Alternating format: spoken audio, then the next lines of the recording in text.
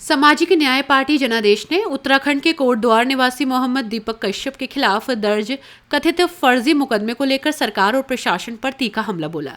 शुक्रवार को पार्टी के राष्ट्रीय अध्यक्ष देवेंद्र कश्यप के नेतृत्व में कार्यकर्ताओं ने डीएम कार्यालय पर जोरदार धरना प्रदर्शन किया और राष्ट्रपति के नाम संबोधित ज्ञापन सिटी मजिस्ट्रेट को सौंपा।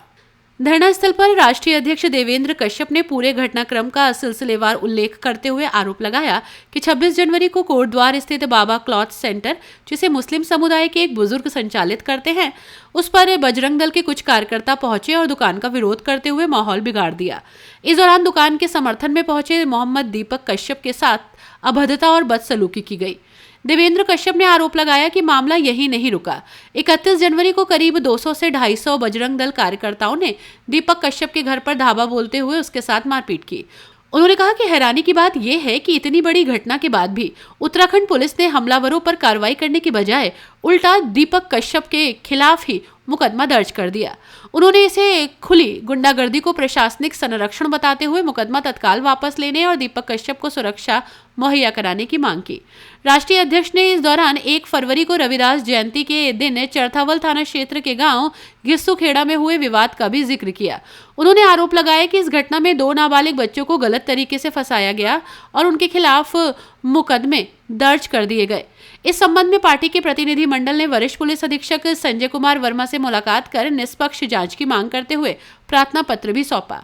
धरना प्रदर्शन में पार्टी के कई वरिष्ठ पदाधिकारी, जिला और प्रदेश स्तर के नेता और बड़ी संख्या में कार्यकर्ता मौजूद रहे। साथ ही जमकर नारेबाजी करते हुए चेतावनी दी कि यदि पीड़ितों को न्याय नहीं मिला तो आंदोलन तेज किया जाएगा। देवेंद्र कश्यप ने कहा कि कोटद्वार में दीपक कश्यप के साथ जो हुआ वो कानून व्यवस्था पर सीधा हमला है। पीड़ित पर मुकदमा लिख देना अन्याय की पराकाष्ठा है। ऐसे संगठनों को खुली छूट दी जा रही है। हम फर्जी मुकदमे वापस लेकर दीपक कश्यप को सुरक्षा देने की मांग करते हैं, वरना संघर्ष और तेज होगा।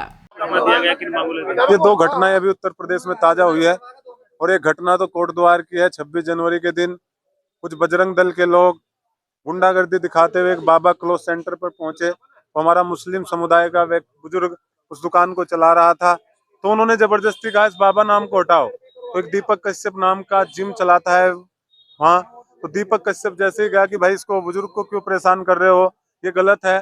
बाबा तो सब लगा सकते हैं, बाबा हिंदू भी लगा सकता है, मुसलमान भी लगा सकता है, पीर बाबा भी होते हैं, भोलेनाथ बाबा भी होते हैं, तो सबके धर्म में है, तो इसको क्यों हटा रहे हो। उल्टा वो उसको भी मारने को चढ़ गए और उसके साथ बहुत बदतमीजी दी, गाली दी। और 31 तारीख को 250-300 लोग बजरंग दल के पूरे देहरादून से इकट्ठा होकर उसके घर पर हमला बोल दिया। भीड़ ने हमला बोल दिया। ये कौन सा लोकतंत्र है, कौन सा कानून है कि भीड़ आ रही है और हमला बोल रही है। और पुलिस के सामने उसको मारने की कोशिश की गई और दीपक ने डटते हुए उसका मुकाबला किया। हम सल्यूट करते हैं दीपक को। तो उसने इतना ही तो कहा था, जब उसने नाम पूछा कि मेरा नाम मोहम्मद दीपक है, क्यों उसने सौहार्द दिखाते हुए तो कहा था। तो क्या आज इतना बड़ा ये जो हिंदू के नाम पर संगठन बन रहे हैं बजरंग दल वगैरह, ये खुलाम गुंडागर्दी करने की परमिशन कौन दे रहा है उत्तराखंड सरकार को।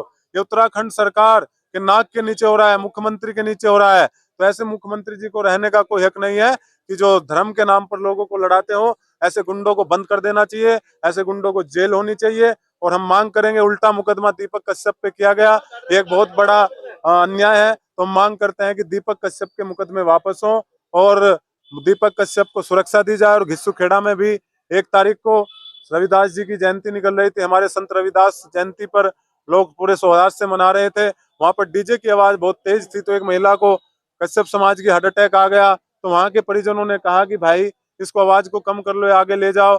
वो बहस करके झगड़ा उन्होंने शुरू कर दिया, घर में घुसकर मारपीट शुरू की। उस मारपीट में दोनों पक्षों के चोटें आई। अब दोनों पक्षों के एक पक्ष की सुनवाई होकर 2 नाबालिग बच्चों को 302 में जेल भेज दिया गया है और दूसरे पक्ष पर कोई कार्रवाई नहीं हुई। जब परमिशन थी तो पुलिस के सामने जयंती की, तो पुलिस के सामने कैसे झगड़ा हुआ, और परमिशन नहीं थी तो जयंती कैसे निकली। एसएसपी साहब के पास हम आए हैं और एसएसपी साहब से मांग करेंगे। दोनों नाबालिग हैं, दोनों 18 साल से कम उम्र के, उनके सर्टिफिकेट है, उस महिला का भी मेडिकल है। तो ये कौन सा कानून चल रहा है इस देश में। ये 2 तरफा बात क्यों हो रही है।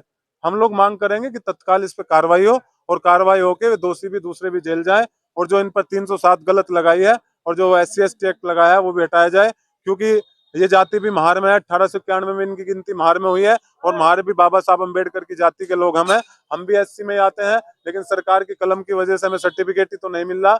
तो कैसे SC/ST पर सर्टिफिकेट SC/ST एक्ट लग सकता है। इन्हीं मांग को लेकर आज हम कप्तान साहब से मिलेंगे और अपनी बात को रखेंगे। अपनी राय हमें कमेंट बॉक्स में ज़रूर दें। ऐसे ही लेटेस्ट अपडेट्स के लिए हमारे चैनल रॉयल बुलेटिन को लाइक, शेयर और सब्सक्राइब करना ना भूलें।